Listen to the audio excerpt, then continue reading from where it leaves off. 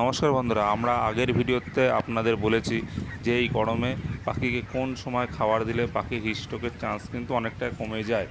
সেই হিসাবে কিন্তু আমরা এখন দেখুন আমাদের ফিডারগুলো দিয়ে খেয়াল করবেন যে ফিড কিন্তু খুব বেশি সংখ্যক নেই, খুব অল্প পরিমাণে ফিড আছে যেটা পাখি সারাদিন খাবে, যাতে পাখির কোনো রকম হিটস্ট্রোকের সমস্যা না হয়।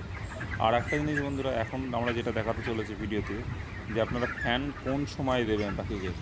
খুব সকালের দিকে দেওয়া, 7টা-8টার দিকে ফ্যান দেওয়ার কোনো প্রয়োজন নেই বন্ধুরা, কারণ ওই সময় আবহাওয়াটা কিন্তু অতটা গরম হয়ে ওঠে না। কাজে ওই সময় ফ্যান দিলে আপনাদের পাখিটা প্রথম থেকেই একটা ঠান্ডা আবহাওয়া থাকবে, পরবর্তীকালে যখনই গরমটা বাড়বে তখন কিন্তু পাখি সেই গরমটা সহ্য করতে পারবে না, ফলে হিটস্ট্রোক হওয়ার কিন্তু সম্ভাবনাটাও বেড়ে যাবে।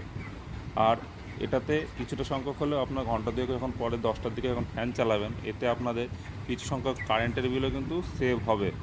এই জন্যে সবসময় খেয়াল রাখবেন যে যদি খুব গরম হয় সেক্ষেত্রে আপনার সকালে চালাবেন, যদি সেরকম গরম না পড়ে তাহলে 10টা-11টার দিকে ফ্যানটা চালালে পাখির কিন্তু একটা স্ট্রেস নেওয়ার ক্ষমতাও কিন্তু বাড়বে। ভিডিওটি ভালো লাগলে অবশ্যই লাইক করবেন।